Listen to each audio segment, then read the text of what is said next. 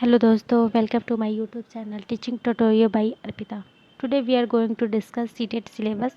आज हम बात करेंगे सीटेट के सिलेबस के बारे में और ये भी देखेंगे कि सीटेट का नोटिफिकेशन 2025 जो दिसंबर में होने वाला है उसका नोटिफिकेशन कब तक आएगा, क्योंकि आप लोगों को पता है कि सीटेट जुलाई तो हुआ नहीं है 2025 में, लेकिन अभी एक्सपेक्टेशन है कि आई होप मतलब हो जाए दिसंबर में, लेकिन नोटिफिकेशन उम्मीद है देखिए कब तक आता है। मेनली है कि अगस्त लास्ट एंड सितंबर फर्स्ट तक आ ही जाए, कि नेक्स्ट ईयर भी सितंबर में आ गया था 2024 में।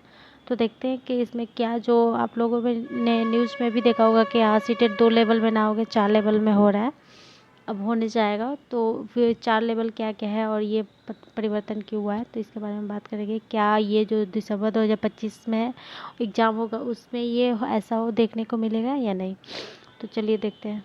देखिए, नई शिक्षा नीति 2020 एनईपी 2020 के तहत शिक्षकों की भर्ती प्रणाली में बड़ा बदलाव होने जा रहा है। एनसीटीई अधिनियम 2025 जल्द लागू होने वाला है और इसके साथ ही सीटेट परीक्षा का स्वरूप पूरी तरह बदल जाएगा। देखिए, नई जो शिक्षा नीति हमारी है उसमें भी बताया गया कि हर एजुकेशन सिस्टम में आपने देखा होगा बहुत बड़ा चेंजेस हुआ है। तो इसमें ना शिक्षा का जो सीटेट का जो एग्ज़ाम है इसमें 2 ना हो के 4 लेवल पर होने जा रहा है, क्योंकि इसमें आपने देखा होगा बाल वाटिका भी ऐड किया गया है, तो उसके लिए भी तो टीचर्स होने ज़रूरी है ना, तो इसलिए इन्होंने इसको 4 लेवल में कर दिया है। तो इसके जो लेवल है, इसका जो पहला लेवल है, जैसे प्राइमरी होता था तो बाल वाटिका को प्री प्राइमरी बोल दिया है, ठीक है, प्री प्राइमरी बोल दिया है इन्होंने, जिसमें बाल वाटिका आंगनवाड़ी टाइप होता है, जिसमें बच्चों को हम लोग एक्टिविटीज़ कराते हैं, जो भी टीचर्स होते हैं एक्टिविटीज़ कराते हैं बच्चों को, बैठने का तरीका कि हाँ क्या है, एक्टिविटीज़ के माध्यम से उन्हें चीज़ों को सिखाया जाता है। तो इसके लिए भी टीचर्स ज़रूरी है। तो प्री प्राइमरी और नेक्स्ट है प्राइमरी, जो पेपर 1 होता है, जो 1 to 5 के लिए होता है, और पेपर 2 जो होता है जूनियर लेवल 6 to 8, ये पेपर 2 होता है जो बीएड वाले होते हैं वो करते हैं, ये बीटीसी वाले डीएलएड वाले उनके लिए है। और जो टीजीटी पीजीटी है, जो ट्रेन टीचर होते हैं यानी पोस्ट ग्रेजुएट टीचर होते हैं, इनके लिए होता है एसटीईटी, जो बिहार में एसटीईटी होता है। बिहार में इन सब 4 क्लास के लिए एसटीईटी एग्ज़ाम्स होता है। उसके बाद से देन आपको ये जो बीपीएससी 4.2 हो या फिर जो भी बीपीएससी की एग्ज़ाम होता है वो देना होता है, लेकिन इसका क्वालिफाइंग एग्ज़ाम एसटीईटी होता है। इसमें भी पेपर 1 होता है, पेपर 2 होता है। जो पेपर 1 है 9 to 10 के लिए और पेपर 2 है 11-12 के लिए होता है, ठीक है। ये आप लोगों को समझ में आ गया, ये तो बात की बात है। अभी जो बीएड वाले हैं उनको जूनियर पे फोकस करना है 6 to 8 के लिए, ठीक है। ये आप लोग को 4 यही लेवल है जो नेक्स्ट चेंज होने वाला है, यही 4 लेवल पे एग्ज़ाम होने वाला है। तो आप लोग को ये समझ में आ गया। नेक्स्ट अब देखते हैं इसमें पेपर 1 में सिलेबस क्या क्या होता है। देखिए, अभी जो ये सीटेट 2025 होगा इसमें कोई चेंजेस नहीं होगा, ना सिलेबस में ना ही पैटर्न में जो पिछले पैटर्न पे जो पिछला सिलेबस है उसी के अकॉर्डिंग दिसंबर 2025 होने वाला है। तो आप लोग इसके लिए निश्चिंत हो जाइए और आपका अपना जो प्रिपरेशन है वो पिछले सिलेबस पिछले पैटर्न के अकॉर्डिंग ही कंटिन्यू कीजिए। इसमें कोई चेंजेस नहीं आने वाला है, क्योंकि इतना जल्दी कोई भी एक्ट लागू नहीं हो पाता है, ठीक है। तो अभी 1 साल नेक्स्ट ईयर तक मुझे नहीं लगता कि नेक्स्ट ईयर भी होगा, लेकिन देखिए क्या होता है। लेकिन इस साल 2025 में तो नहीं होने वाला है, तो इसलिए आप लोग पिछले सिलेबस पिछले पैटर्न के अकॉर्डिंग अपना प्रिपरेशन कंटिन्यू कीजिए, और उसी को सिलेबस को मैं डिस्कस कर रही हूँ यहाँ पे। तो देखिए उसमें पिछले क्या होता था कि पेपर 1 पेपर 2 होता था, पेपर 1 और पेपर 2। जो पेपर 2 है वो 6 to 8 है बीएड वालों के लिए, और सॉरी दोस्तों,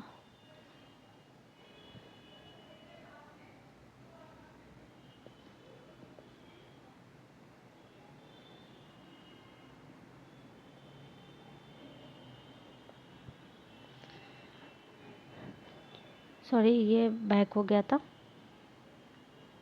देखिए इसमें क्या होता है, जो पेपर 1 होता है वो बीएड वाले लोग, पेपर 1 होता है जो बीटीसी डीएलएड वाले लोग होते हैं उनके लिए होता है, और जो पेपर 2 होता है वो बीएड वाले लोग के लिए होता है। पेपर 1 डीएलएड बीटीसी जो लोग किए होते हैं, जो डिप्लोमा वाले होते हैं उनके लिए होता है, और जो पेपर 2 होता है वो बीएड के लिए होता है। ये आप लोग समझ गए होंगे। तो हम पेपर 1 के क्वेश्चन जो सिलेबस है उसको डिस्कस करेंगे। पेपर 1 के सिलेबस में देखिए क्या है कि जो कि देखिए पहले तो CDP होता है, जो पेडागोजी होता है CDP, जिसको आप लोग ने अपने एकेडमिक में भी यानी BEd या DLED किया होगा उस सब्जेक्ट में भी पढ़ा होगा CDP, बाल विकास वाला। तो ये जो क्वेश्चन होते हैं 30 मार्क्स के होते हैं और इसमें 30 MCQs पूछे जाते हैं, 30 क्वेश्चन पूछे जाते हैं 30 मार्क्स के। पर क्वेश्चन पे एक एक नंबर होता है। और सबसे अच्छा इस सीटेट का अच्छा बात है कि इसमें निगेटिव मार्किंग नहीं होता है। ये कॉम्पिटिटिव एग्जाम के लिए बहुत बड़ा प्लस पॉइंट होता है कि इसमें निगेटिव मार्किंग नहीं होता है। तो इसके लिए आप लोग निश्चिंत हो जाइए, जो आप बनाएंगे वो सही होगा तो सही है, गलत होगा तो गलत है, उसके लिए आपका कोई भी नंबर नहीं कटेगा। और इसमें होता है CDP तो आप लोग समझ गए। उसके बाद से लैंग्वेज 1 लैंग्वेज 2 होता है। देखिए इसमें 2 लैंग्वेज चूज करने होते हैं, लेकिन दोनों बोथ लैंग्वेजेस आर डिफरेंट। ये दोनों लैंग्वेज डिफरेंट होना चाहिए, सेम नहीं होना चाहिए। या तो फर्स्ट में आप हिंदी ले लीजिए या सेकंड में इंग्लिश ले लीजिए, या तो यहाँ पे आप इंग्लिश ले लीजिए या तो यहाँ पे हिंदी ले लीजिए। अगर आपको संस्कृत है, यानी इसमें CBSE ने सीटेट में 20 लैंग्वेजेस को इंक्लूड किया है। 20 में से आपको जो सही लगे पेपर 1 पेपर 2 में ले सकते हैं। हाँ, बट आपको उसकी नॉलेज भी होनी चाहिए। ये नहीं है कि चूज करने के लिए कर लिए हमें तो कुछ पता नहीं है, क्योंकि बोलना एक अलग लैंग्वेज नॉलेज होता है और लिटरेचर एक अलग लैंग्वेज नॉलेज होता है। तो ये आप लोग ध्यान में रखिए, जिस लैंग्वेजेस पे आपका कमांड है उसी लैंग्वेज को चूज कीजिएगा, नहीं तो आप लोग फिर दिक्कत हो जाएगी। क्योंकि देखिए सीटेट में लैंग्वेजेस का कितना इंपॉर्टेंट रोल है। 30 मार्क्स का पेपर 1 और 30 मार्क्स का पेपर 2, ये 60 नंबर, 150 में से 60 नंबर तो यही ले रहा है। तो आप लोग समझ रहे हैं, आधा नंबर तो यही है, मोस्टली 75 नंबर आधा हुआ है ना, उसमें से 60 नंबर का तो यही हो गया। तो लैंग्वेजेस का बहुत इंपॉर्टेंट रोल है, इसलिए आप लोग लैंग्वेज चूज करने में ज़्यादा दिक्कत मत कीजिएगा। जो आपका लैंग्वेज कमांड हो वही लैंग्वेज को चूज कीजिएगा। तो लैंग्वेज 1 में आप जो भी सब्जेक्ट है वो आप ले सकते हैं, या हिंदी इंग्लिश ले लीजिएगा या तो संस्कृत हो तो संस्कृत। जैसे मैं बिहार को लेकर बता रही हूँ कि या तो हिंदी ले लीजिए या इंग्लिश ले लीजिए। अगर 10th तक ले, जिसको जैसे किसी किसी का इंग्लिश में भी उसने MA किया हो या BA ये किया हो, BA किया हो, तो वो लोग अपना ले सकते हैं। ग्रेजुएशन किया हुआ है जो संस्कृत से, तो वो अपना ले सकते हैं संस्कृत। मतलब आपका मेनली इसमें बात है कि जिस लैंग्वेजेस पे आपका कमांड है उस लैंग्वेज को लीजिए और अपना एग्ज़ाम क्रैक कीजिए। आप समझ गए। नेक्स्ट है मैथमेटिक्स। ठीक है, इसमें मैथमेटिक्स पूछा जाता है और इसमें ये नहीं है कि हाँ मैथ्स वाले हैं तो साइंस वाले हैं, कुछ नहीं। इसमें सेम सब्जेक्ट होता है। अगर आपने डिप्लोमा किया है तो सबको यही पैटर्न है, यही सिलेबस है, इसी के अकॉर्डिंग प्रिपरेशन करता है। उसके बाद से EVS है, इसके भी 30 क्वेश्चन होते हैं, इसके भी 30 को 30 होता है, 150 क्वेश्चन होता है, 150 मार्क्स का और 150 मिनट मिलता है आपको, यानी टोटल 2.5 घंटा मिलता है। अब आप देखते हैं नेक्स्ट पेपर 2। जो पेपर 2 है इसमें क्या क्या पूछा जाता है इसके बारे में बात कर लेते हैं। इसमें भी पहला है CDP पूछा ही जाता है। ये मेन तो CDP फिक्स है ही कि पूछेगा तो पूछेगा। ये भी 30 मार्क्स का होता है, 30 क्वेश्चन होता है। इसमें भी पेपर 1 होता है, पेपर 2 होता है। इसका पेपर 2 में अगर आप कोई भी इसका पेपर 1 या पेपर 2 ले रहा है, जैसे मान लीजिए हिंदी ले रहा है, तो इसमें ग्रामर वगैरह भी पूछ सकता है। ठीक है, और इसमें उसके बाद से यहाँ पे ना जो पेपर 2 होता है इसके लैंग्वेजेस में पैसेज 2 पूछा जाता है। पैसेज 2 पूछा जाता है। अगर किसी को पैसेज बनाने आ रहा है, पैसेज क्या होता है मैं बता दूँ। जैसे एक आप लोगों को पैराग्राफ दिया रहेगा, उस पर रिलेटेड 5-6 क्वेश्चन दिया रहेगा, उसमें से आपको क्वेश्चन ढूंढ के मतलब उस क्वेश्चन को सॉल्व किया जाता है, उसको पैसेज रिलेटेड क्वेश्चन बोलते हैं। या आप लोग को डिटेल में लेके आऊँगी वीडियो, तो उसमें आप लोग को बता दूँगी, आप लोग समझ जाइएगा। तो इसमें पेपर लैंग्वेज 2 में 2 पैसेज आते हैं। अगर आप लोगों को जो सब्जेक्ट स्ट्रांग हो, हाँ पैसेज बनाना आता हो, तो आप लोग लैंग्वेज 2 में वो सब्जेक्ट रख लीजिएगा। उसके बाद से अपना लैंग्वेज चूज कर लीजिए। आप लोगों को समझ में आ गया। उसके बाद से यहाँ पे जो सब्जेक्ट डिवाइडेशन होता है ये हो जाता है। यहाँ पर अगर जो ग्रेजुएशन साइंस से किए हैं वो अपना साइंस लेंगे, और जो जैसे कॉमर्स वाले हैं, आर्ट्स वाले हैं, वो अपना सोशल साइंस लेंगे। ठीक है, इसमें साइंस और सोशल साइंस का डिवाइडेशन हो जाता है। और इसमें देखिए CDP तो 30 मार्क्स का है। उसके बाद से ये लैंग्वेज 1 और 2 में 30-30 मार्क्स का है। इसमें देखिए 15 जो लैंग्वेज तो है, अब 15 सब्जेक्ट पेडागोजी आता है। सब ये CDP है, ठीक है। ये पेडागोजी है, इसमें हिंदी से रिलेटेड पेडागोजी पूछा जाएगा। अगर आप पेपर 1 में हिंदी रखते हैं, यहाँ पे पेपर 2 में इंग्लिश रख रहे हैं, तो आप इंग्लिश पेडागोजी पूछा जाएगा। जो सब्जेक्ट उससे रिलेटेड पूछा जाएगा। यहाँ पे अगर साइंस और सोशल साइंस आप रख रहे हैं तो इसमें भी आपसे 40 मार्क्स का सब्जेक्ट होता है। अब 20 से आप लोग का 20 या फिर कभी कभी 15 भी पूछा जाता है, तो मेनली आप 20 मान लीजिए। अब 20 मार्क्स का आपको सब्जेक्ट पेडागोजी पूछा जाए। जैसे मान लीजिए 10 साइंस से पूछ लिया गया पेडागोजी, या 10 मैथ से पूछ लिया गया, आप समझ गए। और यहाँ पे भी सोशल साइंस में भी यही है। सोशल साइंस में 40 मार्क्स का सब्जेक्ट हो जाएगा और 20 मार्क्स का सब्जेक्ट पेडागोजी, यानी SST पेडागोजी। ये टोटल 150 मार्क्स का होगा, 150 मिनट का होगा।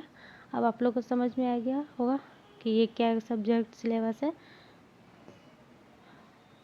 अब इसके बारे में इसके लैंग्वेजेस ऑप्शंस देख लेते हैं, ठीक है। इसमें जो लैंग्वेज में, इसमें सीटेट में 20 लैंग्वेज इंक्लूड है। कितने लैंग्वेज? 20 लैंग्वेज है।